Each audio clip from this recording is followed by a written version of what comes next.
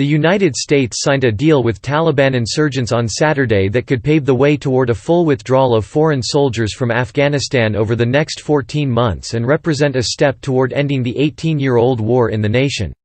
While the agreement creates a path for the U.S. to gradually pull out of its longest war, many expect talks to come between the Afghan sides may be much more complicated. Months of speculation about when the deal would be signed, and what its contents would be, culminated in a plush conference room in the Qatari capital Doha, when Taliban political chief Mullah Abdul Ghani Baradar signed the accord along with U.S. Special Envoy Zalmay Khalilzad. The pair then shook hands, as people in the room shouted, "Allahu Akbar, God is greatest." U.S. Secretary of State Mike Pompeo was on hand to witness the ceremony. U.S. Defense Secretary Mark Esper said that while the signing of the accord would be a good step, the road ahead would not be easy. "This is a hopeful moment, but it is only the beginning. The road ahead will not be easy. Achieving lasting peace in Afghanistan will require patience and compromise among all parties," said Esper, who met Afghan President Ashraf Ghani in Kabul where they announced a joint declaration in parallel to the U.S.-Taliban accord.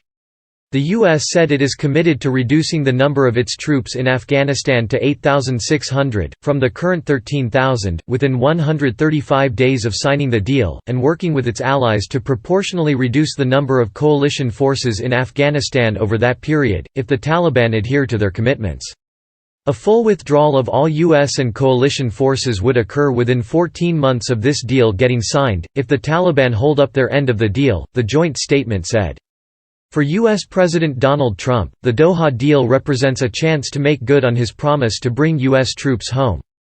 But security experts have also called it a foreign policy gamble that would give the Taliban international legitimacy. "Today is a monumental day for Afghanistan," the U.S. Embassy in Kabul said on Twitter. "It is about making peace and crafting a common brighter future. We stand with Afghanistan." Addressing the historic event, U.S. Secretary of State Pompeo said Washington will closely watch the Taliban compliance to the agreement signed today. He said the Taliban had shown that they have the will to be peaceful during the recent reduction in violence period.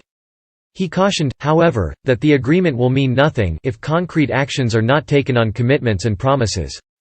Pompeo called on the Taliban to keep their promise to cut ties with al-Qaeda and keep fighting the militant Islamic State group. Ghani said he hoped the Doha deal paves the way towards lasting peace. "We hope the U.S.-Taliban peace deal will lead to a permanent ceasefire. The nation is looking forward to a full ceasefire," he told a news conference in Kabul.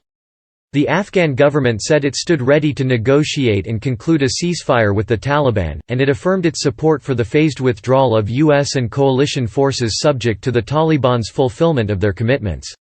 It also said that it remained committed to preventing militant groups from using its soil to threaten the security of the U.S., its allies and other countries.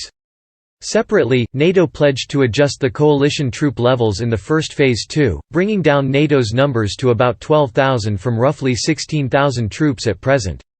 "We went in together in 2001, we are going to adjust troop levels together, and when the time is right, we are going to leave together, but we are only going to leave when conditions are right."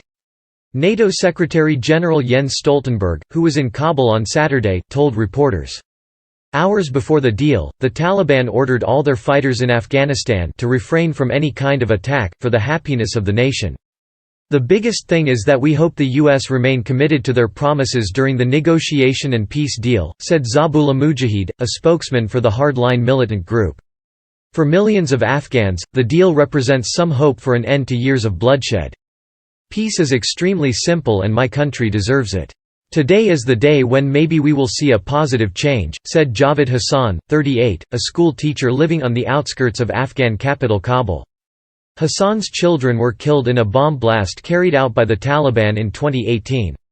Since then, he has been writing letters to world leaders urging them to end the Afghan war.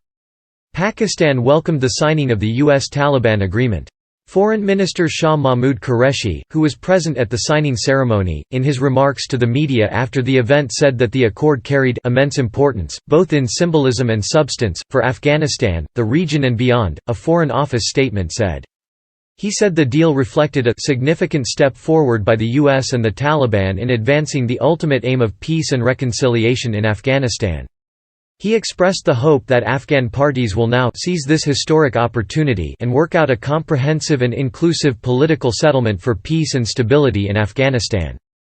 According to the statement, Qureshi underscored the need for international support to the Afghan government in creating an enabling environment for the return of Afghan refugees in Pakistan to their homeland.